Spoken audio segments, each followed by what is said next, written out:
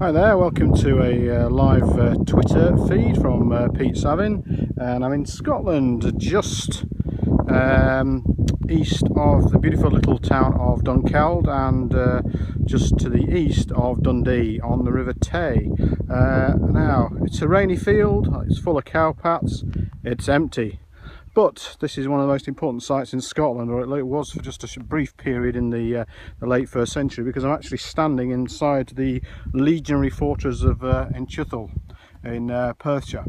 So the signal's a little bit dodgy here, so hopefully I'm picking up and people can hear me. So yeah, right, so what I'm doing is I'm actually standing on the eastern rampart at the moment, looking towards the west there. It's actually been badly ploughed out now, and in the middle of the field beyond me is actually the return there that then heads north.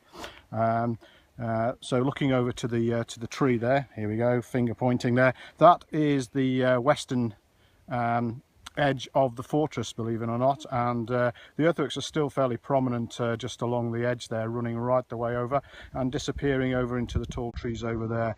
Quite an amazing place. If you think the fortress is the same size that you had at Chester, the same size as York, the same size as Caerleon and at Lincoln, this whole fortress would have easily accompanied the whole interior of the city of York. So a huge site there, and what is it now? It's just an empty field full of cows and I suspect a bull, but I'm not going to think about that at the moment.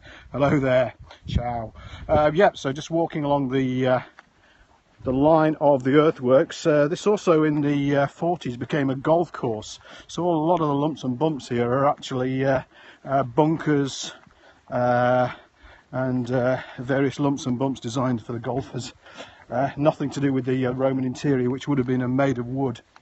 Now the thinking behind this legionary fortress at Inchtuthil is that it was started after Agricola fought the Battle of Mons Graupius in the Highlands, and then started to establish forts establish forts in this area.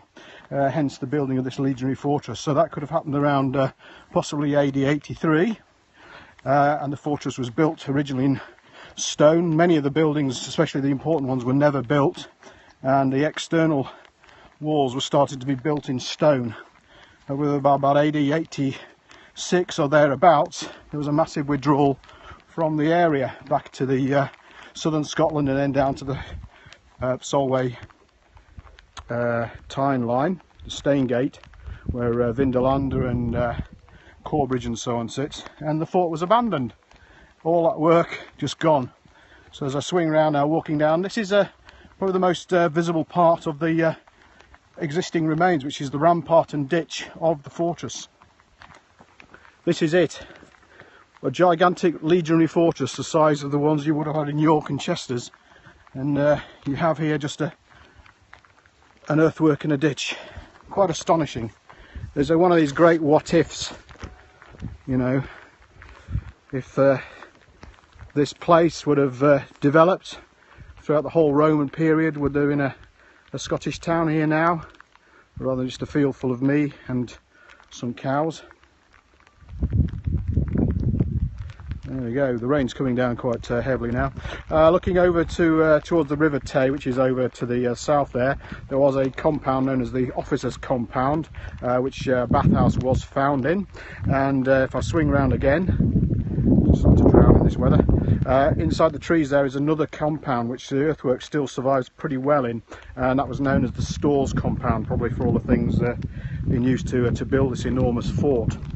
One of the amazing things was a lot of stuff just got left behind, whether they thought they were just going to come back and rebuild the fort when the problems in Dacia and so on were all solved. I've no idea, but within the fort itself, especially around the Fabrica where all the manufacturing was done, a large pit was found containing, I kid you not, over 900,000 iron nails for the building of the fort.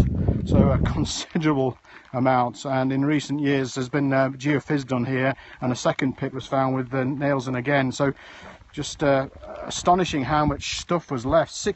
Over 16 tons of nails in some of these pits. 900,000. That is an incredible amount. So before I start drowning in the rain, that was a quick tour of Inchtuthil Roman Fort in Perthshire in Scotland. One of the great what-ifs. Just the rampart remaining here and a little bit off to the east and west again. Now back under fields, now peace and quiet. So this is Pete Savin. Hope you've enjoyed this very brief look around this amazing landscape, and hopefully see you again on another feed. So I'm going to go indoors, find myself a cup of tea, may even have a quick lunchtime pint. So heading home. Thank you for joining me. Bye bye.